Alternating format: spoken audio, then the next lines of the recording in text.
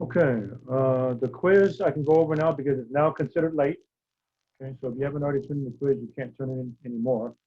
Um, you know, there shouldn't be any reason why you can't turn it in on time. You have what, 5 days from Thursday to Tuesday to finish it. Okay, so anyway, so interest equals principal times rate times time. So 4,000 times 0.07 times 6, 1680. Very straightforward. Number two, key thing for number two is the interest is 1,000. How do I get that? It's 6,000 minus 5,000. Now you could have used the other formula, but that's more of calculation. It involves, P parentheses 1 plus RT. This is a lot faster. If it starts off with 5,000, grows to 6,000, that means the interest was 1,000, right? So it's a lot easier to just do it that way. So interest is 1,000 equals PRT. So 1,000 equals principal of 5,000 times R times 10. And then solve for R. 5,000 times 10 is 50,000. So divide both sides by 50,000. R is 0.02, which is 2%. Okay, now I'm going to be stricter on the exam than on the quiz. Some of you left the answer as 0.02. I let it go this time, but I'm going to emphasize it more now, so I may not be that generous on the test. Okay, interest rate is always as a percent. Okay, so when you go to the bank, right, and they say, what's the interest rate? They will say 2%, 1.5%. They usually don't say 0.02 or 0.035 or whatever. Okay, so if the answers are rates, you should present it as a percent. Okay, so I may have forgiven that, let you go for this quiz, but I may not be that generous on the test on Thursday. Okay. All right, so that was the quiz. And of course, speaking of the test, so here we are. Now, the formal lecture today will not be that long. Okay, so you're going to have a chance for questions and answers later today also. Okay. 6.1, I'm changing the problems to 1 to 10 because the 11 to 12 involved some problems that I didn't go over and I realized it didn't even match from what I had. So change 6.1 to 1 to 10 only. So there's actually not that many problems we have to worry about for this particular exam. And I've already told you before the problems may not match. Okay, so I was going to do the other evens from 6.5. I already showed you one. Okay, and a couple of them involve amortization tables. So I went over a quick amortization table last time, but I'll show you some calculations for that this time. So schedule-wise, we are here. Okay, so 6.5. We'll probably finish somewhat early, and then you can ask questions. When the questions stop, we're done. You can just leave. Okay, and now that we've already had one exam, you know what's going on for the second exam, right? So Thursday, I'll start off with questions and answers up until a limit of 6 o'clock. 6 o'clock is the latest I'll take questions and answers, but I don't mind starting the test as early as 5:40. So when class starts 5:40 and nobody has any questions, I can give you more time and we can go straight to the test. All right. Then I will project, I'll project like this so you can get started on that. So take a picture on your cell phone. So I'll show you the test and you can click, and then I may need you a couple pages, click, okay, and then you can get started. But then, like last time, I'll try to take maybe 4 or 5 minutes to go back and put it on Canvas in case you want to get it on Canvas and print it out. It might be a little bit easier for you to see than, how sometimes when you use your cell phone, it's a little bit blurry or a little bit crooked, right? So I'll do that. So I'll project on the screen the questions, give you, I don't know, 15, 30 seconds to do that. You can go ahead and get started. And then I'll try to go back on Canvas. It'll take me 3 or 4 minutes to put it on Canvas. So if you want to get it on Canvas and maybe print it out, that'll be better. Okay. All right. And you can have your cheat sheet. Now, what I was thinking of is I will actually put down the key formulas you need on the test. So you don't have to write down on your cheat sheet if you don't want to.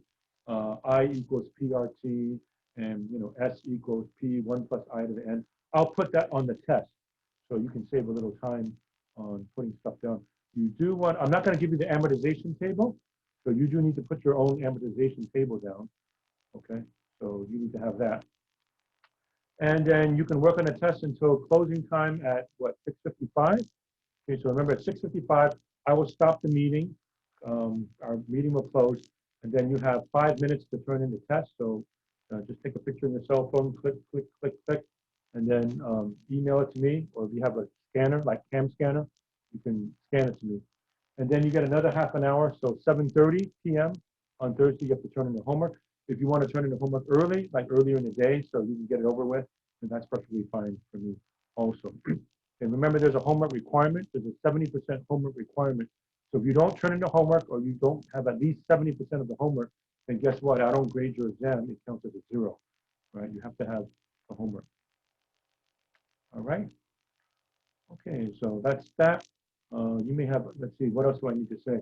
You can use a calculator, of course, bring your calculator, your one cheat sheet, but after that, no other book, no other notes. You can't use a computer for, checking up stuff and so on. I won't call the row. I have all the class to check the row. Okay, and again, you have to show up. Okay, if you don't show up, then you're going to get a 0. And see, in case you're going to try to play the game, oh, I know, he doesn't know if I'm not there, so I would just not show my face and do the work later and just email it to him. No, you can't get away with that. Okay, I will take row. I won't call your name, but I'll just look at the, participation list. I've got the whole hour, right, to just watch you and check off who's here. So if I don't see that you're actually there, then I'll mark you as absent, and then I don't care if you submit the test later, it isn't going to count. Okay, and let's see, what else? So mute yourselves, of course. Have your video on. I need your camera on. I mean, if you don't have the camera on, you could just be cheating right under my face, right? So you have to have your camera, as I mentioned before.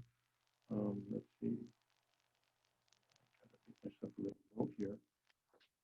And then when you're ready to leave, then, just leave the meeting and take pictures of your test and your homework if you haven't already done that. And then that's going to be pretty much it for that. Okay, so if you have any other questions about that, I'll take that as soon as I'm done. You can start putting it in chat if you wish, but let me go ahead and start doing some homework problems and stuff like that, okay? Okay, so continuing on, and I say for 6.5, we're using the same formula. Now, if you look at the text 6.5, they give you what seems to be a different formula. It's really the same formula as 6.4. They're just changing it in a different format. But why have 2 formulas when you can survive with just 1? Okay. All right, so I'll do a couple more problems from 6.5. I actually did number 4, I think it was last time. So I'll do 6, 8, and 10, and 12. And 10 and 12, I'll show you the amortization table for those also. Okay, so here we go, 6.5. Problem number 6, page 409. All right, so this time they say A sub n is 400,000, that's the amount to be borrowed, 8% semi-annually for 5 years. Okay, so that's the wording. And let me just check something in my book. And my book may not be the same as yours.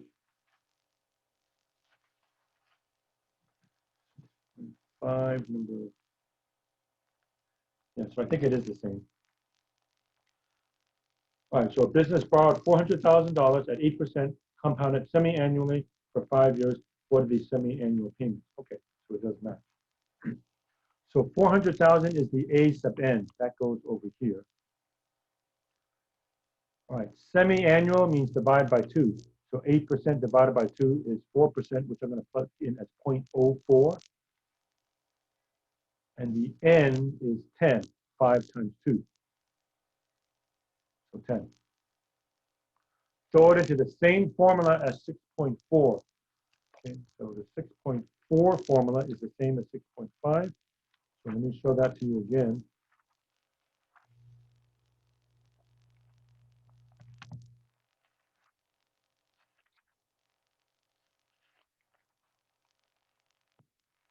Okay, so present value of an ordinary annuity, page 393.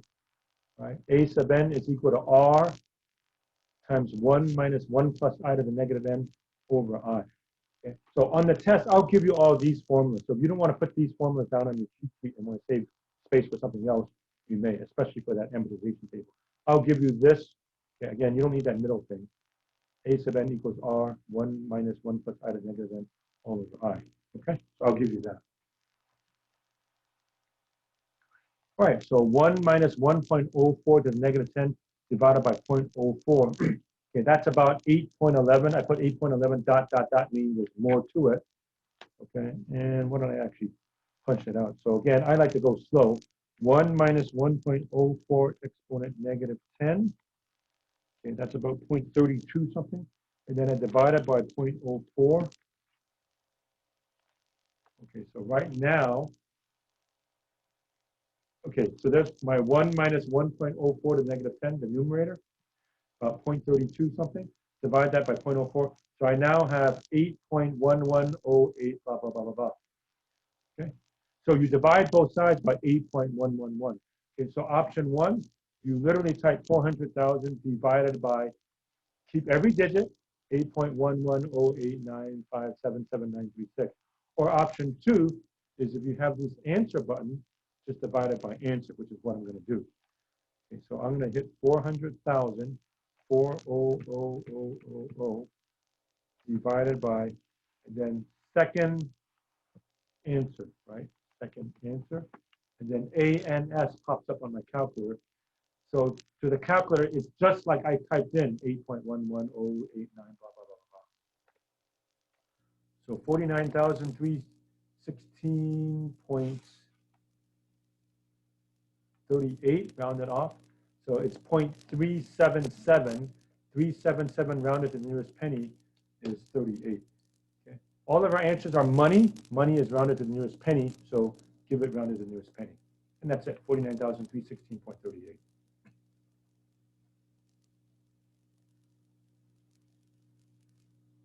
All right, so there we go.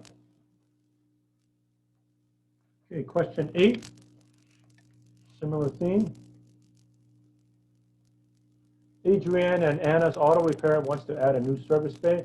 How much can they borrow at 5%, compounded quarterly for 4.5 years, if the desired quarterly payment is $10,000? Okay. So this time we're asked how much can they borrow.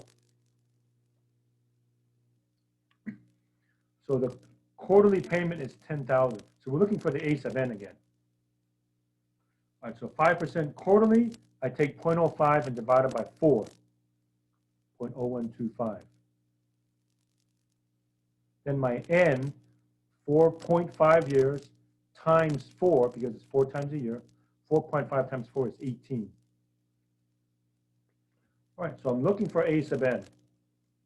So $10,000, 1 minus 1.0125 to the negative 18 power over 0.0125. And there it is. So just punch that in your calculator directly. Okay, and I got 160,295.49. Okay, I'll do it in front of you right now just to verify that. Okay, so again, I'll just do the top here. 1 minus 1.0125 exponent negative 18. Okay, again, exponent is this button. Negative is this button for this kind of calculator. 0.2 or whatever.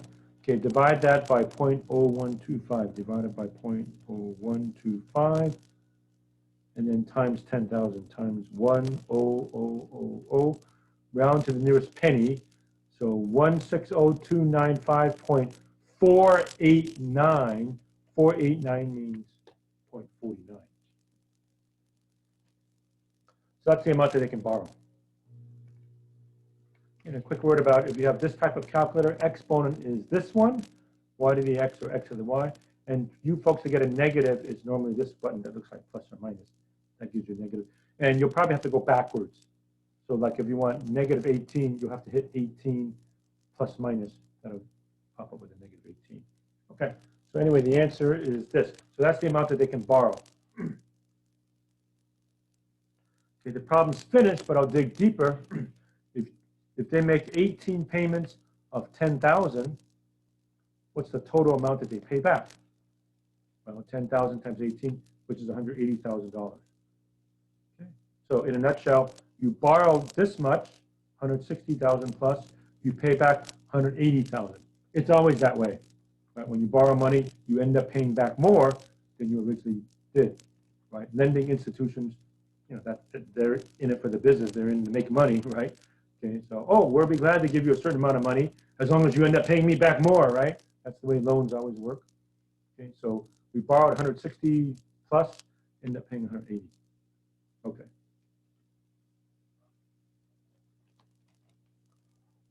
All right, so that's that. Now, the last problems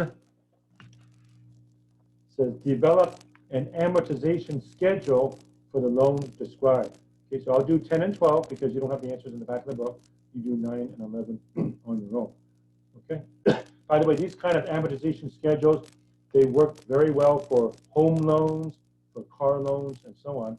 And normally when you do that, there are spreadsheet programs, like they would put it on an Excel spreadsheet and let the spreadsheet do it all for you, right? But we're just getting the hang of it, so I want you to actually work out the whole thing.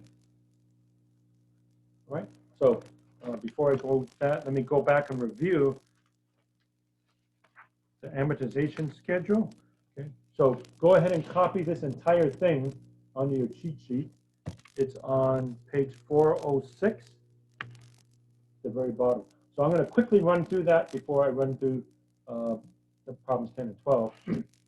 Okay, so on this schedule, you're borrowing $10,000, 10% interest in 5 equal payments.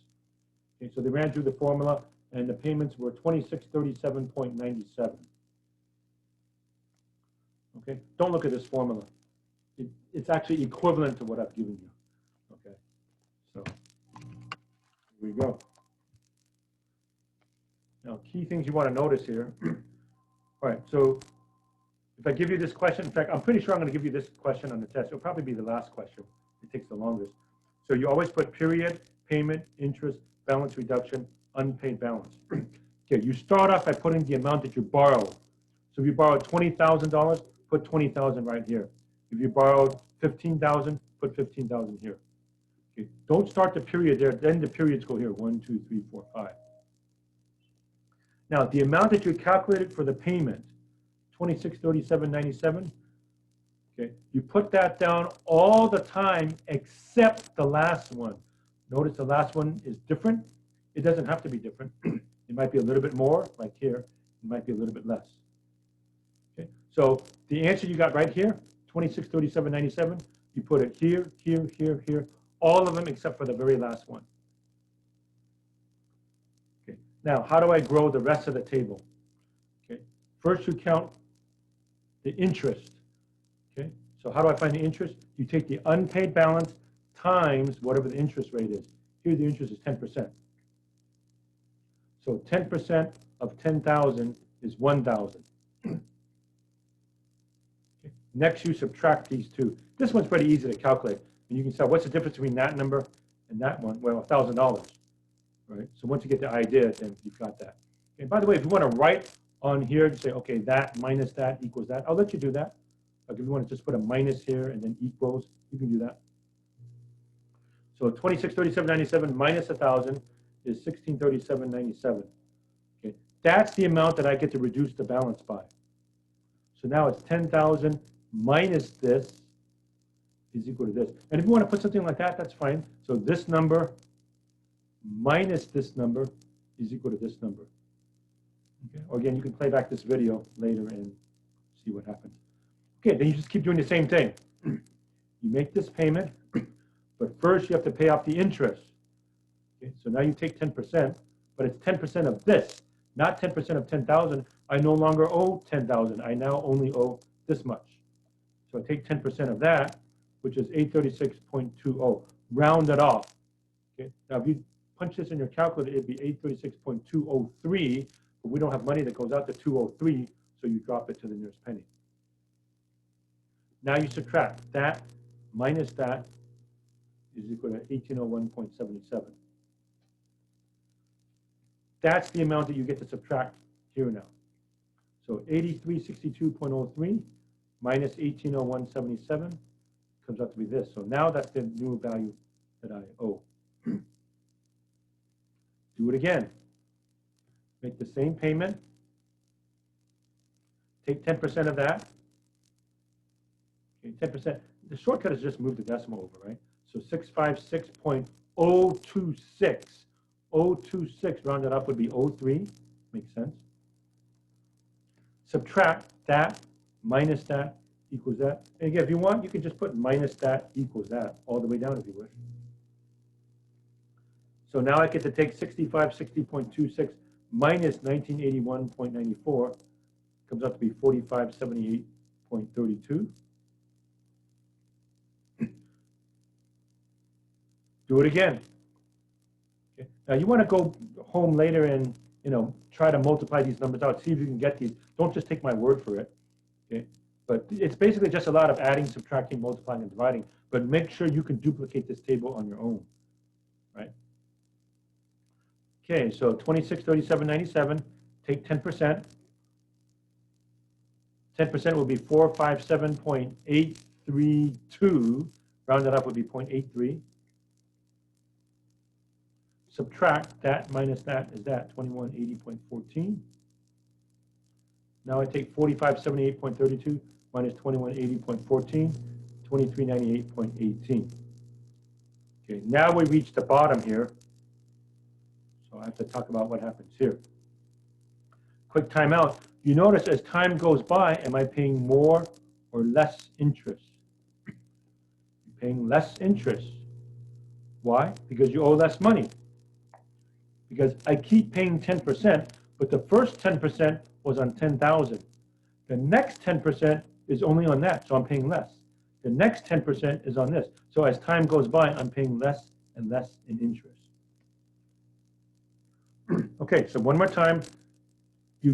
Once you compute the 2637.97, copy that number down for all of them except for the last one. Okay, so now this last one, we don't know what the number is supposed to be yet. Okay, so here's what you do. This number, copy it right over here. So if you want, you maybe just put a little arrow here that says equals. That number, second to the last number, equals this. Stop and think about it. It makes sense. After 5 payments, you want the balance to be 0. So the balance is going to be 0. I owe 2398.18. This better be 2398.18, not 0.17, not 0.19. This has to match. So then when I subtract, I end up with nothing. Okay, now do your normal 10%. Okay, and by the way, this example only is 10%. Okay, but the other homework problems are not 10%. Maybe they're 7% or 8% or whatever. Do whatever it gives you. And I'll show you that. A couple more of those. Okay, so 10% of this is 239.81.